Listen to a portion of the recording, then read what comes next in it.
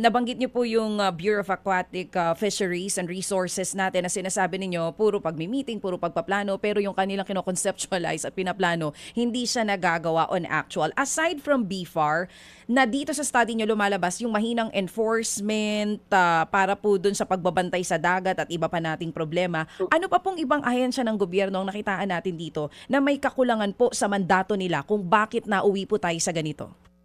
Yung Fisheries Code po, nag-identify po ng sino po yung talagang mga primary government agencies at saka mga nagsusupport ng mga agencies, no.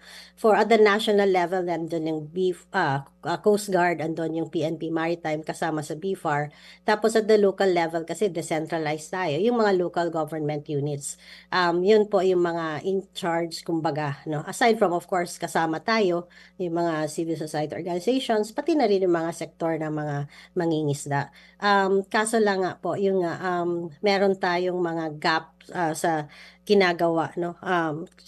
Nag-enforce nga tayo ng seasonal closures, pero ayon sa mga fisheries scientists, hindi pa to enough, no? Hindi to enough to reverse the decline. So, kailangan po natin tingnan ng maigi talaga kung saan ba yung problema, ano ba yung mga hotspot areas. Meron tayong karagatan patrol sa Oceana na nagsasabi, ito po yung hotspot sa illegal fishing.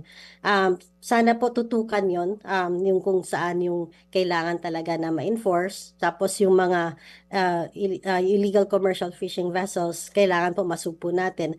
Meron tayong batas or regulasyon sa pagkabit ng yung tracking devices kung sa mga commercial fishing vessels.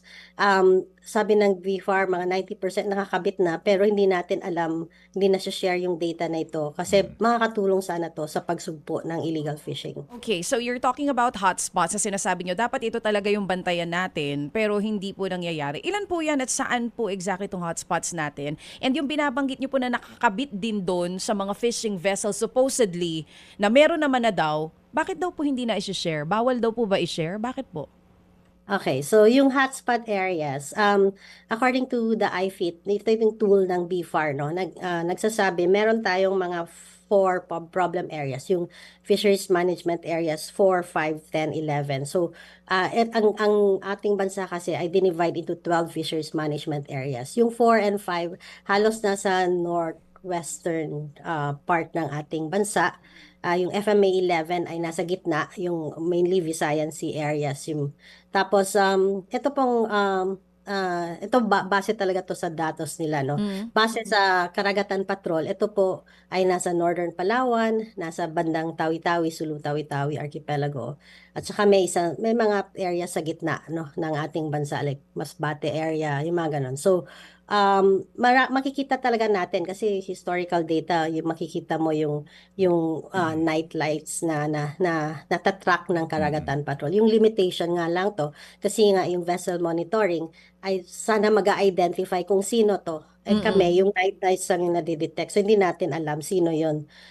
Yung reasons po, marami silang reasons. Pero yung main reason ay sinasabi nila parang sensitive technical data to ito. Pero alam natin na based on the regulation itself, pwede tong i-share sa mga law enforcement agencies, sa mga protected areas, at saka mga local government units na sa loob ng protected areas. Pero hanggang ngayon po, kahit ilang beses na po kami nag-a-ask ng nagdi-demand, hindi pa talaga nasi-share ang mga data na to sa mga ahensya na dapat tumulong sa kanila sa pag-enforce. Okay, so gano'n na po katagal na gano'n ang nangyayari na for the longest time you've been asking na i-share po sa inyo yung data nitong mga nakakabit na tracking devices sa mga commercial fishing vessels at bakit, yun nga po, bakit hindi po yun na i-share sa inyo for the longest time? And also, ma'am, sa BFAR po, nandito itong data na pinag-uusapan natin na hinihingi nyo?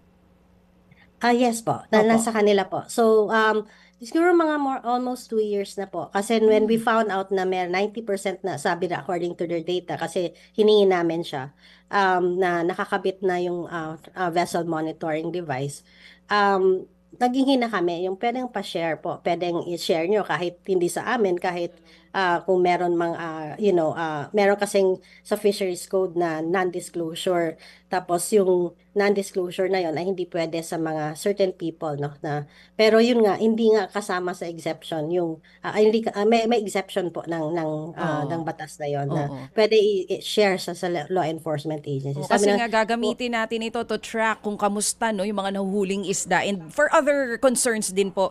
Ma'am, yung may diyan din po ba sa study ninyo kasama kung nung nagsimula na hindi na nasi-share po yung data sa inyo and other concerned agencies, doon din nagsimula yung pagbaba nung bilang ng mga nahuhuling isda doon sa areas na yan? May ganun po ba? Hindi po, kasi yung pagbaba ng bilang, dekada na po yan. Mhm. Ayun, actually, yung sabi ng scientist, yung parang since 2010, nito na yung steep decline ng ating fisheries, no? So, talagang malakas po yung pagbaba ng ating fisheries production. While if ma-notice din natin sa data, tumataas ang value ng fisheries dahil nga yung scarcity ng fish, tumataas, di ba? Napapansin niyo po, mas mahal yung isda ngayon bilhin Correct. kumpara sa manok, kumpara sa Oo. baboy, di ba? Oo. So, yun po, talaga po nagre-reflect yung data namin sa ganong sitwasyon po. Oo, and for 2 years,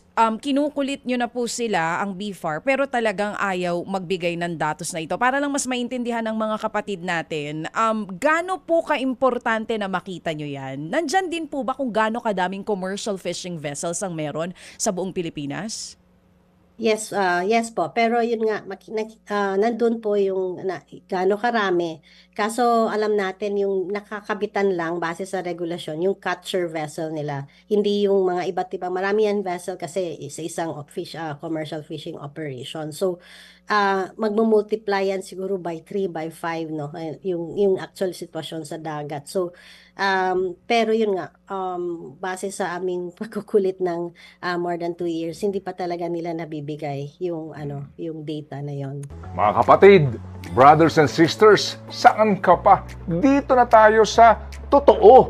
Dito na tayo sa True FM. Mga kapatid, mag-subscribe and follow po kayo sa social media accounts ng True Network PH. Yan po kami. Hanapin nyo lang True Network PH, Facebook, Instagram, YouTube, TikTok, and podcast. Mapa Apple or Spotify man yan, mahahanap nyo kami. Lahat ng mga napapanood at napapakinggan nyo po sa programa, nasa social media accounts namin yan. So, paano mga kapatid? See you sa social media!